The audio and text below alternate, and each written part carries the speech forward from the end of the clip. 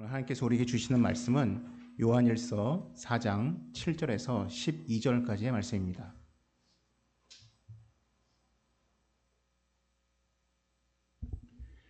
요한일서 4장 7절에서 12절까지의 말씀, 제가 가지고 있는 성경으로 신약성경 391페이지입니다.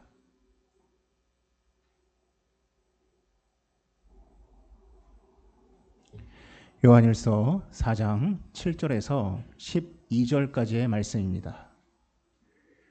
4장 7절에서 12절까지의 말씀 제가 봉독하겠습니다. 사랑하는 자들아, 우리가 서로 사랑하자. 사랑은 하나님께 속한 것이니 사랑하는 자마다 하나님으로부터 나서 하나님을 알고 사랑하지 아니하는 자는 하나님을 알지 못하나니 이는 하나님은 사랑이심이라. 하나님의 사랑이 우리에게 이렇게 나타난 바 되었으니 하나님의 자기의 독생자를 세상에 보내심은 그로 말미암아 우리를 살리려 하심이라. 사랑은 여기 있으니 우리가 하나님을 사랑한 것이 아니요 하나님이 우리를 사랑하사 우리 죄를 속하기 위하여 화목제물로 그 아들을 보내셨습니다. 사랑하는 자들아, 하나님이 이같이 우리를 사랑하셨은즉 우리도 서로 사랑하는 것이 마땅하도다. 어느 때나 하나님을 본 사람이 없으되 만일 우리가 서로 사랑하면 하나님이 우리 안에 거하시고 그의 사랑이 우리 안에 온전히 이루어지느니라. 아멘. 오늘은 살리시는 하나님이라는 제목으로 함께 말씀을 나누도록 하겠습니다. 지난 한 주간 동안 가장 우리를 놀라게 했던 뉴스가 있다면 초등학교에서 한 여학생이 사망한 사건일 듯합니다. 이러한 사망 사건이 발생하면 우리에게는 항상 두 가지 질문이 먼저 다가옵니다. 첫째는 왜라는 질문과 두 번째로는 누가라는 질문입니다. 그런데 저는 이 사망 사건이 발생하자마자 뉴스에서 굉장히 성급하게 왜라는 질문에 대한 답을 내리는 것들을 보면서 참 우려가 되었습니다. 많은 기사들이 성급하게 그 이유를 우울증이라는 그 병 하나로 다 몰기 시작했습니다. 그러자 많은 범죄 전문가들과 정신과 의사들이 한 목소리로 그건 아니다라고 이야기를 하였습니다. 왜냐하면 정신과에서 우울증을 지칭할 때 쓰는 표현이 우울증은 마음의 감기라고 이야기합니다. 그것이 무엇을 의미합니까? 이 우울증은 누구나 걸리기가 또한 마음에 들어오기가 쉽다라는 것입니다. 근데 그와 동시에 이 우울증은 고치는 것도 그렇게 어렵지 않다는 일입니다. 그런데 이런 식으로 보도를 하게 되면은 자칫 우울증을 가진 사람들이 제대로 된 치료를 받기를 꺼려하거나 혹은 사회의 도움을 기피할 수가 있는 현상이 발생하는 것입니다. 그래서 전문가들은 이처럼 이 우울증에 대해서 편견을 조장하거나 혹은 이 범죄의 책임을 우울증 때문이라고 단정지어 말하는 것이 굉장히 위험하다라고 이야기를 하였습니다. 두 번째로는 누가라는 질문에 대해서 사람들은 한 가지로 지목하기 시작했습니다. 바로 교사라는 직분이었습니다. 근데 여러분 생각해 보십시오. 이번 사건이 왜 우리 사회에 이토록 큰 놀라움을 안겨다 주었는지 아십니까? 왜냐하면 이제껏 한 번도 교사가 학생을 사망에 이르게 한 적이 없기 때문입니다. 그 뜻은 이제껏 많은 교사들은, 대부분의 교사들은 자기의 자리에서 최선을 다해서 학생을 가르치고 양육하고 보호하는 데 애썼다라는 반증입니다. 그런데 자칫 이러한 기사들은 모든 잘못을 흡사 모든 교사가 저지르는 것처럼 일반화시킬 수 있는 오류를 범하고 있다라는 것입니다.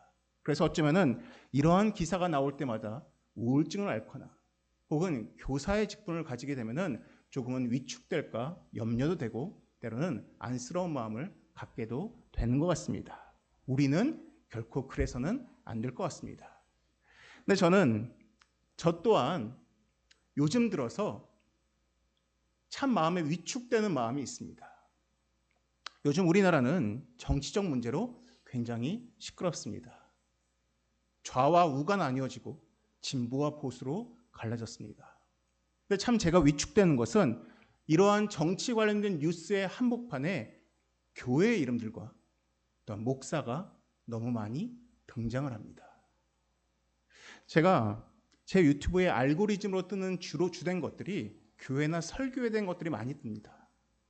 근데 제가 지난주에 제 알고리즘에 뜬 그 설교의 제목들을 보면서 제가 정말 뒷목 잡고 쓰러질 뻔했습니다.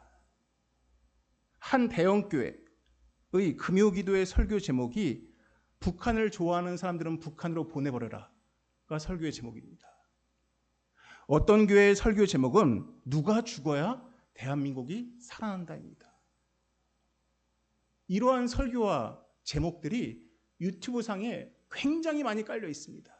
근데 그것도 우리가 이름만 들으면 아는 대형교회 목사님들의 설교 제목입니다.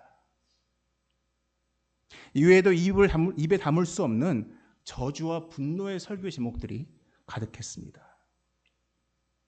척결하자, 척살하자, 제거하자, 죽여야 된다라는 것이 설교의 제목에 놓여져 있는 것입니다. 참 같은 목사로서 너무 부끄러운 마음과 정말로 쥐구멍에 숨고 싶은 마음이 가득했습니다.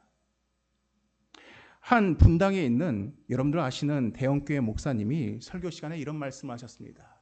여러분, 지금 이때는 기도할 때입니다. 우리가 정치적으로 판단해서는 안 됩니다라는 이러한 설교를 했다가 그날 저녁에 수백 통의 전화와 메일을 받았다고 합니다.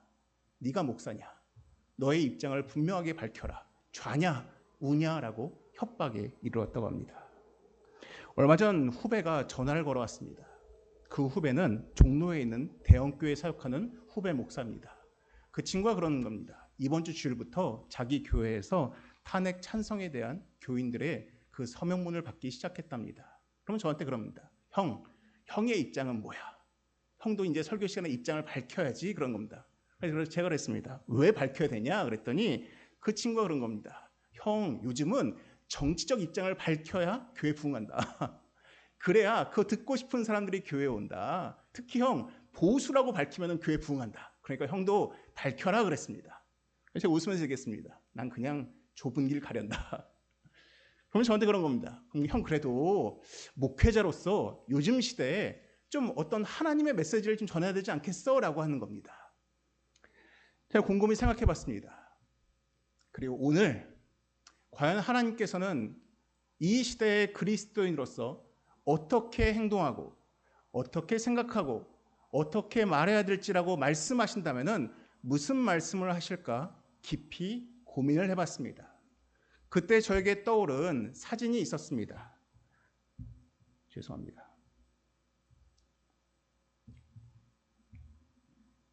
제가 사진을 안 넣은 것 같은데, 제가 노르웨이 갔을 때, 죄송합니다, 사진이 안 들어있습니다. 노르웨이 갔을 때 제가 한 피요르드에 여행을 한 적이 있습니다. 그 피요르드의 이름이 이 프레이케 스톨렌이라는 피요르드입니다. 거기에 가면은 약간 널판지 같은 것이 툭 튀어나와 있습니다. 정말로 벼랑 끝에 놓여져 있는 그러한 절벽입니다. 거기에 이름이 프레이케 스톨렌인데 그 노르웨이어의 뜻이 바로 설교단이란 뜻입니다. 하나님 말씀을 전하는 설교단이란 그처럼 두렵고 떨리고 엄중하다는 의미로 그러한 이름을 붙인 것입니다. 제가 오늘 사실 말씀을 전하는 데 있어서도 제가 정말로 하나님 앞에서 그냥 하나님 말씀만 전하자. 어떠한 내 개인적인 생각이나 내 개인적인 이념이나 사유가 아니라 정말 하나님 말씀만 전하자라는 바람으로 함께 말씀을 나누려고 합니다. 우리 그리스도인들에게 있어서 우리 기독교의 핵심 주제는 바로 구원입니다. 신약 성경에는 이 구원을 잘 설명하는 두 사람이 있습니다. 첫 번째로 사도 바울이라는 사람입니다. 이 사도 바울은 구원에 대해서 굉장히 논리적으로 잘 설명하고 있습니다. 그 과정을 잘 설명하고 있습니다. 근데 오늘 우리가 살펴볼 이 사도 요한이라는 사람은 그 구원의 이유를 말하고 있습니다. 왜 하나님께서 우리를 구원하시는가에 대한 그 이유를 가장 잘 설명하는 사람이 바로 사도 요한입니다. 특히 오늘 우리가 읽고 있는 4장 7절에서 12절 말씀은 그 가운데 가장 핵심 중에 핵심이라고 할 수 있는 말씀입니다. 왜 하나님께서 우리를 구원하시는가라는 그 말씀의 본질을 담고 있는 것입니다. 먼저 7절과 8절에 이렇게 이야기합니다. 사랑하는 자들아, 우리가 서로 사랑하자. 사랑은 하나님께 속한 것이니 사랑하는 자마다 하나님으로부터 나서 하나님을 알고 사랑하지 아니하는 자는 하나님은 알지 못하나니 이는 하나님은 사랑이심이라 라고 이야기하고 있습니다. 우리 믿는 사람들은 그래 하나님은 사랑이셔 라는 말을 굉장히 쉽게 이야기합니다. 근데 이 당시에 헬라 사람들에게는 이 표현이 굉장히 어색했습니다. 왜냐, 그들이 믿는 신은 굉장히 이기적이었습니다. 그 당시에 신에 대한 개념은 신은 그냥 자기를 위해 존재하는 존재라고 여겼습니다. 근데 사도 요한이 이야기합니다. 야, 우리가 믿는 하나님은 사랑이셔. 그리고 이야기합니다. 7절에 보십시오. 사랑은 하나님께 속한 것이야 라고 이야기합니다. 무슨 말입니까? 얘들아, 사랑에 대한 여러 가지 표현이 있지 않니? 뭐 에로스 혹은 필레오 여러 가지 표현이 있는데 사랑 중에 가장 최고가 아가페라는 사랑인데 이 아가페라는 사랑의 기원이 뭔지 아니? 하나님이야. 하나님으로부터 그 최고의 사랑이 흘러나오는 것이야 라고 사도 요한이 이야기하는 것입니다. 사랑의 기원, 사랑의 궁극적인 공급지가 바로 하나님이다 라고 이야기를 하고 있습니다. 그러면서 이야기합니다. 8절에 뭐라고 말합니까? 사랑하지 아니하는 사람은 하나님을 알 수가 없다고 얘기합니다. 여러분, 사랑이 없으면 하나님을 알 수가 없다고 이야기합니다. 예수님께서 이 땅에 오셔서 그 당시 죄인이라고 불려졌던 그 세금을 걷는 세리라고 불리는 삭개오와 함께 식사를 하셨습니다. 또한 예수님께서 창녀와 함께 식사를 하셨습니다. 또한 예수님께서 죄인들과 함께 이야기를 나누셨습니다. 왜 그렇습니까? 예수님은 그들을 사랑하셨기 때문입니다. 그런데 이걸 이해 못하는 사람들이 있었습니다. 바리새인들과 사두개인들이었습니다. 그 당시 바리새인들은 예수님이 그러한 죄인들과 그러한 창녀들과 그러한 세리들과 함께 식사하는 것을 이해하지를 못했습니다. 왠지 아십니까? 사랑이 없기 때문입니다. 사랑이 없으면 하나님을 이해할 수가 없습니다. 사랑이 없으면 예수님의 행동을 이해할 수가 없습니다. 하지만 사랑이 있으면 하나님을 이해할 수가 있고 주의 말씀을 이해할 수가 있다라는 것입니다. 여러분, 이 말을 반대로 하면 무슨 뜻인지 아십니까? 사랑이 없으면 하나님을 왜곡할 수가 있습니다. 사랑이 없으면 하나님을 잘못 이해할 수가 있습니다. 사랑이 없으면 내 생각대로 하나님을 곡해할 수가 있다는 것입니다. 십자군 전쟁을 기억하십니까? 그 당시 십자군 전쟁을 일으킨 교황이 우르바누스 2세라는 교황이었습니다. 이 교황의 마음에는 증오가 가득했습니다. 뭐에 대한 증오인지 아십니까? 내 교황권을 위협하는 왕들에 대한 그 증오가 가득했습니다. 그래서 어떻게 해서든 자기의 교황권을 높이고 싶었습니다. 그 증오가 가득한 그 사람 마음에, 그 악이 가득한 마음 가운데 하나님을 왜곡하는 마음이 들어오기 시작했습니다. 그래서 여러분들, 우르바누스 2세가 외쳤던 유명한 라틴어가 있습니다. 그게 뭔지 아십니까? 네우스 불트, 하나님께서 원하신다라는 표현이었습니다. 이 십자군 전쟁을 하나님께서 원하신다라고 이야기했습니다. 그 마음에 사랑이 없고 증오만 가득했기 때문에 결국 그는 하나님을 곡해하고 왜곡한 것입니다. 제가 오늘 설교를 하기 전에 제가 혜인자매랑 잠깐 이야기를 나눌 때 혜인자매가 그랬습니다. 근데 목사님, 왜 그 많은 목사님들은 기도하고 말씀 읽을 텐데 어떻게 누구를 죽이자, 제거하자, 척살하자라고 이야기할 수가 있습니까? 라는 그러한 말을 저에게 질문한 적이 있습니다. 그에 대한 답이 여기에 있습니다. 그 마음에 사랑이 없으면 하나님을 왜곡합니다. 그 마음에 사랑이 없으면 성경에 나와 있는 참 하나님이 아니라 내가 보고 싶은 하나님 혹은 내가 만들고 싶은 하나님으로 하나님을 바꿀 수가 있다는 것입니다. 성경은 분명히 이야기합니다. 사랑하지 아니하면 하나님을 온전히 알 수 없다라고 이야기합니다. 그러면서 사도 요한은 9절에 이렇게 이야기합니다. 하나님의 사랑이 우리에게 이렇게 나타난 바 되었으니 하나님이 자기의 독생자를 세상에 보내심은 그로 말미암아 우리를 살리려 하심이라라고 나와 있습니다. 하나님께서 우리 가운데 그리스도를 보내신 그 본질적 이유가 여기에 담겨 있습니다. 뭐라고 합니까? 우리를 살리기 위함이라고 이야기합니다.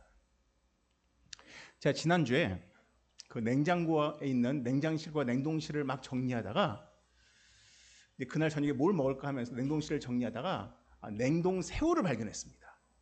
제가 마음이 기뻤습니다. 먹을 게 있다. 근데 보니까 이 냉동 새우가 1년 반 정도 전에 제가 냉동실에 넣어놓은 것이었습니다.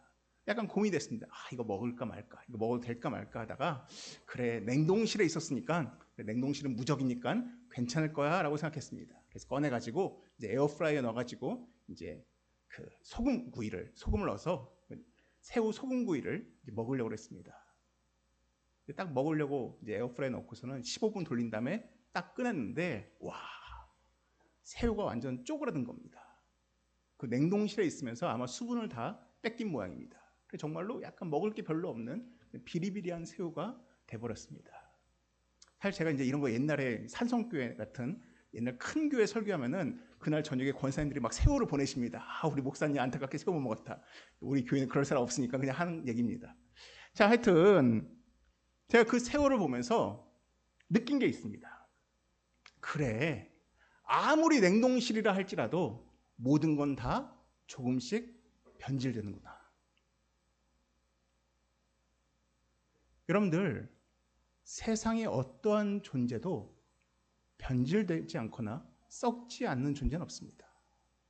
이 땅의 모든 것들은 딱 존재하기 시작한 순간부터 낡기 시작합니다. 병들기 시작하고 퇴화하기 시작합니다. 이건 우리도 마찬가지입니다. 우리가 이 땅에 딱 태어나는 그 순간부터 한 20살까지는 쭉 성장하다가 20대 후반 되면은 우리 이제 노쇠화의 길로 걷기 시작합니다. 이 땅에 있는 모든 물건도 마찬가지입니다. 영원히 변하지 않는 것 없습니다. 음식도 마찬가지입니다. 모든 건 딱 만들어 놓은 순간부터 변하기 시작하고 변질되기 시작하고 썩기 시작합니다. 우리의 육체도 흙에 넣어놓으면 결국은 흙으로 돌아가기 마련입니다. 세상의 원리는 존재하는 순간부터 썩는다, 변질된다, 죽는다가 세상의 논리입니다. 근데 이것을 역행하는 분이 계십니다. 바로 하나님이십니다. 우리 하나님은 죽이는 분이 아니십니다. 우리 하나님은 살리는 분이십니다. 우리 기독교가 생명의 종교라고 하는 이유는 우리 기독교는 죽이는 종교가 아니라 살리는 종교입니다. 아무리 죄인이라 할지라도 우리 기독교는 살립니다. 아무리 죽을 죄를 저지른 존재라 할지라도 우리 하나님은 구원하시고 살리십니다. 근데 우리 사람은 자꾸만 죽이려고 합니다. 어차피 죽을 존재인데도 불구하고 그 죽을 존재를 죽이려고 합니다. 여러분 기억하십니까? 한 가늠한 창녀를 사람들이 예수님께 끌고 나왔습니다. 그 사람들의 손에는 돌이 들려져 있었습니다. 예수님을 향해서 이야기합니다. 이 사람은 죄인이니 돌로 쳐 죽이는 것이 마땅하지 않습니까? 라고 예수님께 물어봅니다. 그때 주께서 뭐라고 하십니까? 죄 없는 자가 돌로 치라라고 말씀하시면서 그 여인을 살려주십니다. 이게 기독교입니다. 아무리 죄인이라 할지라도, 아무리 죽을 죄를 범한 죄인이라 할지라도 우리 기독교는 죽이는 종교가 아니라 살리는 종교입니다. 그렇기 때문에 교회 내에서 어떠한 메시지도 누구를 죽이자, 누구를 없애야 된다, 누구를 제거해야 된다는 이런 메시지는 교회 안에서는 존재할 수 없는 메시지입니다. 왜냐? 교회는 살리는 곳입니다. 교회는 죽은 자를 살리는 곳이고 죄인을 용서하는 것이고 품는 곳이고 어떠한 죄인이라 할지라도 그리스도의 복음으로 우리가 품고 용납하고 살리는 곳이 바로 교회입니다. 우리 주님은 분명히 말씀하셨습니다. 사도 요한이 9절에 이렇게 이야기합니다. 그로 말미암아 우리를 살리려 하심이라라고 이야기를 하고 있는 것입니다. 여러분, 그러므로 요즘과 같은 작금의 상황, 증오와 미움과 누구를 없애야 된다, 누구를 제거해야 된다, 누구만 없으면 괜찮다라는 이러한 메시지에 대해서 여러분 단호하게 거부하셔야 됩니다. 끊어내셔야 됩니다. 우리 기독교의 메시지는 죽이는 메시지가 아닙니다. 우리 하나님의 메시지는 살리는 메시지입니다. 용서하는 메시지이고 사랑하는 메시지입니다. 이것을 우리가 기억해야 할 것입니다. 그러면서 사도 요한이 10절과 11절에 이렇게 이야기합니다. 사랑은 여기 있으니 우리가 하나님을 사랑한 것이 아니요 하나님이 우리를 사랑하사 우리 죄를 속하기 위하여 화목제물로 그 아들을 보내셨습니다. 사랑하는 자들아, 하나님이 이같이 우리를 사랑하셨은즉 우리도 서로 사랑하는 것이 마땅하도다라고 이야기를 합니다. 여러분, 이제는 하나님께서 우리에게 요청하시는 겁니다. 사랑하자. 사랑하자. 여러분들, 사랑할 만한 사람을 사랑하는 것은 하나님께서 우리에게 요구하시는 것이 아닙니다. 사랑할 수 없는 사람조차도 사랑하는 것을 우리에게 요구하시는 것입니다. 용서할 수 없는 사람조차 용서하는 것을 우리에게 요청하시는 것입니다. 왜 그렇습니까? 우리가 그러한 은혜를 받은 사람이기 때문입니다. 그러면서 12절에 이렇게 이야기합니다. 우리 12절 말씀 우리 함께 봉독하겠습니다. 어느 때나 하나님을 본 사람이 없으되 만일 우리가 서로 사랑하면 하나님이 우리 안에 거하시고 그의 사랑이 우리 안에 온전히 이루어지느니라. 아멘. 한 기자가 교회에서 나오는 청년들을 인터뷰하는 그 장면들을 제가 이제 유튜브에서 본 적이 있습니다. 한 20대 청년에게 이러한 질문을 했습니다. 참고로 그들이 참석한 교회는 설교 시간에 진보 혹은 보수의 메시지를 내는 교회들이었습니다. 한 20대 초반의 청년이 교회에서 나왔습니다. 그리고 한 기자, 기독교 기자가 물어봤습니다. 오늘 예배 시간 어떠셨습니까? 라고 물어봤습니다. 그런데 그 자매가 이런 얘기를 합니다. 사실 제가 지난주에 회사에서 너무 큰 상처를 받고서는 자기가 3년 만에 교회를 안 다니다가 처음으로 마음의 위로를 받고 싶어서 교회에 왔는데 심지어 교회에서도 누구를 죽이자라고 이야기하니까 제가 왜 교회를 왔는지 잘 모르겠습니다라고 한 자매가 인터뷰한 영상을 보았습니다. 한 30대 중반의 한 남자가 교회에서 나온 사람이었습니다. 물어봤습니다. 오늘 왜 교회에 오셨습니까? 그때 그 청년이 이런 이야기를 합니다. 자기가 자기 아내가 몸이 아파가지고 병이 들었다. 그 마음에 심한 우울증이 들었다. 왜냐? 주변에 너무 이 사람을 핍박하는 사람들이 많아서 마음에 우울증이 걸려서 자기가 하나님 앞에서 자기 아내를 위해서 기도하기 위해서 교회에 왔다는 겁니다. 교회에 왔는데 자기 아내가 들었던 그러한 유사한 이야기들, 누구를 없애야 된다, 누구를 제거해야 된다, 그런 메시지를 듣고서는 자기가 오늘 왜 교회를 왔는지 잘 모르겠다라고 이야기를 하였습니다. 여러분, 12절에 뭐라고 얘기합니까? 이때 하나님을 본 사람이 없다라고 이야기합니다. 여러분, 그렇습니다. 하나님을 믿지 않는 사람들 중에 다수는 하나님을 영적으로 본 사람이 없습니다. 영적으로 체험한 사람들이 없습니다. 근데 뭐라고 얘기합니까?